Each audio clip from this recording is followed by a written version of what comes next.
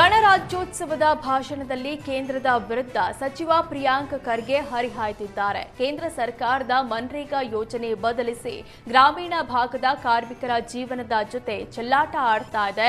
ಕೇಂದ್ರ ಸರ್ಕಾರದ ರಾಮ್ಜಿ ಯೋಜನೆಯಿಂದ ಗ್ರಾಮೀಣ ಭಾಗದ ಕಾರ್ಮಿಕರು ಉದ್ಯೋಗದ ಹಕ್ಕು ಕಳೆದುಕೊಳ್ತಾರೆ. ಈ ಹಿಂದಿನ ನರೇಗಾ ಯೋಜನೆಯಲ್ಲಿ 365 ದಿನ ಕೆಲಸ ಕೇಳಬಹುದಿತ್ತು.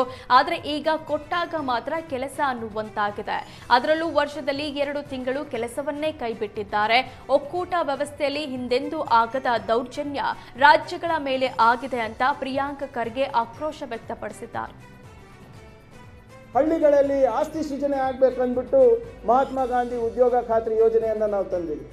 ಆದರೆ ಇಂದು ಕೇಂದ್ರ ಸರ್ಕಾರವು ಮಹಾತ್ಮ ಗಾಂಧಿಯವರ ಹೆಸರಿನಲ್ಲಿರುವಂಥ ಒಂದು ಬೃಹತ್ ಯೋಜನೆ, ಸಾಮಾಜಿಕ ಭದ್ರತೆ ಕೊಡುವಂಥ ಯೋಜನೆಯನ್ನು ಇವತ್ತು ರದ್ದು ಮಾಡಿ ವಿಕಸಿತ್ ಭಾರತ್ ಗ್ರಾಮ್ಜಿ ಪ್ರೋಗ್ರಾಮನ್ನು ತಂದಿದೆ. ವಿಬಿ ಗ್ರಾಮ್ಜಿ ಕಾಯ್ದೆ ಅಡಿಯಲ್ಲಿ ನಮ್ಮ ಗ್ರಾಮೀಣ ಕಾರ್ಮಿಕರು ಉದ್ಯೋಗದ ಹಕ್ಕನ್ನು ಕಳೆದುಕೊಳ್ಳುತ್ತಾರೆ. ಹಿಂದೆ ಡಿಮಾಂಡ್ ಬೇಸ್ಡ್ ಪ್ರೋಗ್ರಾಮ್ ಆಗಿತ್ತು. ವರ್ಷದ 365 ದಿನ ನಾವು ಕೆಲಸ ಕೇಳಬಹುದಾಗಿತ್ತು. ಆದರೆ ಈಗ ಹಾಗಿರೋದಿಲ್ಲ. 2028ಕ್ಕೆ ಬಿಜೆಪಿ ಜೆಡಿಎಸ್ ಮೈತ್ರಿ ಅಧಿಕಾರಕ್ಕೆ ಎಂದಿದ್ದ ಎಚ್.ಡಿ. ಕುಮಾರಸ್ವಾಮಿಗೆ ಡಿಸಿಎಂ ಡಿಕೆ ಶಿವಕುಮಾರ್ ಟಾಂಗ್ ಕೊಟ್ಟರು. ಒಳ್ಳೆಯ ದಿನದಂದು ಅಶುಭವಾದ ಮಾತನ್ನ ಯಾಕೆ ಆಡಬೇಕು? ನಾವು ಸೇವೆ ಮಾಡ್ತಿರೋದು ನಾಡಿನ ಜನತೆಗಾಗಿ, ಕುಟುಂಬಕ್ಕಲ್ಲ ಅಂತ ವಾಗ್ದಾಳಿ ನಡೆಸಿದ್ರು. ಜೆಡಿಎಸ್ನವರಿಗೆ ನಮ್ಮನ್ನ ನೆನಪಿಸಿಕೊಳ್ಳದಿದ್ರೆ ಶಕ್ತಿ ಧೈರ್ಯ ಬರೋದಿಲ್ಲ ಅಂತ ಡಿಸಿಎಂ ಡಿಕೆ ಶಿವಕುಮಾರ್ ಕಿಡಿಕಾರಿದ್ರು. ಯಾಕೆ ಅಂತ ಒಂದು ಅಶುಭವಾದ ಮಾತನಾಡೋದು.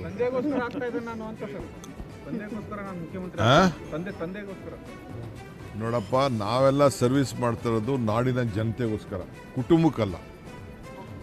ಕುಟುಂಬದ ಕೆಲವು ಅನೇಕ ಅವರ ಆಶಯ ಭಾವನೆಗಳು ತೊಂದರೆಲಿರೋರ ಬಗ್ಗೆ ಅವರು ಮಾತಾಡ್ಕೊಳ್ಳಿ.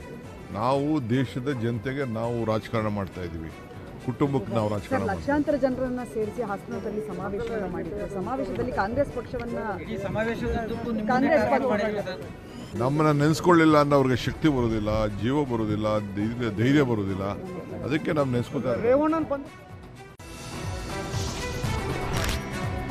ಮನ್ರೇಗಾ ಹೆಸರು ಬದಲಿಸಿದ ಕೇಂದ್ರದ ವಿರುದ್ಧ ಕಾಂಗ್ರೆಸ್ ನಾಳೆ ಪ್ರತಿಭಟನೆ ಹಮ್ಮಿಕೊಂಡಿದೆ. ಫ್ರೀಡಂ ಪಾರ್ಕ್ನಲ್ಲಿ ಪ್ರತಿಭಟನೆಗೆ ಈಗಾಗಲೇ ಬೃಹತ್ ವೇದಿಕೆ ನಿರ್ಮಾಣ ಮಾಡಲಾಗಿದೆ. ಡಿಸಿಎಂ ಡಿಕೆ ಶಿವಕುಮಾರ್ ಸ್ಥಳ ವೀಕ್ಷಣೆ ಮತ್ತು ತಯಾರಿ ಪರಿಶೀಲನೆ ಮಾಡಿದ್ರು. ಬಳಿಕ ಮಾತನಾಡಿದ ಡಿಕೆಶಿ, ಫ್ರೀಡಂ ಪಾರ್ಕ್ನಿಂದ ರಾಜಭವನ ಚಲೋ ಹಮ್ಮಿಕೊಂಡಿದ್ದೇವೆ. ಮಹಾತ್ಮ ಗಾಂಧಿಯ ಹೆಸರನ್ನ ಮತ್ತೆ ಜಾರಿಗೆ ತರಬೇಕು. ಅಕ್ರಮ ಆಗಿದೆ ಅಂತ ಹೇಳುವ ಬಿಜೆಪಿಗರು ನಮ್ಮ ಜೊತೆ ಚರ್ಚೆಗೆ ಬರಲಿ ಅಂತ ಡಿಕೆ ಶಿವಕುಮಾರ್ ಹೇಳಿದ್ರು. ನಾಳೆ ನಾವು ರಾಜಭವನ್ ಚಲೋ ಮಾಡ್ತಾ ಇದ್ದೀವಿ. ಬಿಜೆಪಿ ಕಚೇರಿನೇ ನಾವು ಮುತ್ತಿಗೆ ಹಾಕಬೇಕಾಗಿತ್ತು, ಆದರೆ ಬೇಡ ಅಂತೇಳಿ ನಾವು ರಾಜಭವನ್ಗೆ ಮುತ್ತಿಗೆ ಹಾಕುವಂಥ ಕೆಲಸ ಇವತ್ತು ನಾವು ಹಮ್ಮಿಕೊಂಡಿದ್ದೇವೆ. ನಾಳೆ ಎಲ್ಲ ಶಾಸಕರು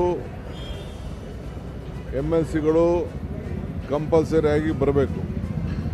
ನಮ್ಮ ಪಿತಾಮಹ ಮಹಾತ್ಮ ಗಾಂಧೀಜಿಯವರ ಹೆಸರಿನಲ್ಲಿ ಹಾಕ್ಕೊಟ್ಟಂಥ ಉದ್ಯೋಗ ಖಾತ್ರಿ ಯೋಜನೆಯನ್ನು ಮತ್ತೆ ಅನುಷ್ಠಾನಕ್ಕೆ ತರಬೇಕು. ಸುಮಾರು 6,000 ಕೋಟಿ ರೂಪಾಯಿ ಪ್ರತಿ ವರ್ಷ ಗ್ರಾಮ ಪಂಚಾಯತಿ ಮಟ್ಟದಲ್ಲಿ ಕೆಲಸ ಆಗ್ತಾಯಿತ್ತು. ಅದು ಇವತ್ತು ಧಾರವಾಡದಲ್ಲಿ 77ನೇ ಗಣರಾಜ್ಯೋತ್ಸವ ಸಂಭ್ರಮ ಮನೆ ಮಾಡಿತ್ತು. ಸಚಿವರಾದ ಶ್ರೀ ಸಂತೋಷ್ ಲಾಡ್ ಧ್ವಜಾರೋಹಣವನ್ನ ನೆರವೇರಿಸಿದ್ರು. ನಂತರ ಜಿಲ್ಲಾಡಳಿತದಿಂದ ವಿವಿಧ ಕ್ಷೇತ್ರಗಳಲ್ಲಿ ಸಾಧನೆ ಮಾಡಿದ 31 ಜನ ಸಾಧಕರಿಗೆ ಸನ್ಮಾನಿಸಿ ಗೌರವ ಸಲ್ಲಿಸಿದ್ರು. ಗೌರವ ಸನ್ಮಾನ ಕಾರ್ಯಕ್ರಮದಲ್ಲಿ ಏಷ್ಯಾನೆಟ್ ಸುವರ್ಣ ನ್ಯೂಸ್ ಧಾರವಾಡ ಕ್ಯಾಮರಾಮ್ಯಾನ್ ರಾಹುಲ್ಗೆ ಸನ್ಮಾನಿಸಿ ಗೌರವಿಸಲಾಯಿತು. ಜೊತೆಗೆ 6 ಜನ ಪತ್ರಕರ್ತರಿಗೆ ಸನ್ಮಾನಿಸಿ ಗೌರವ ಸಲ್ಲಿಸಲಾಯಿತು. ಇದೇ ಸಂದರ್ಭದಲ್ಲಿ ಜಿಲ್ಲಾಧಿಕಾರಿ Bhuvanesh Patil, commissioner N Shashikumar, SP Gunjan Arya ಭಾಗಿಯಾಗಿದ್ದರು.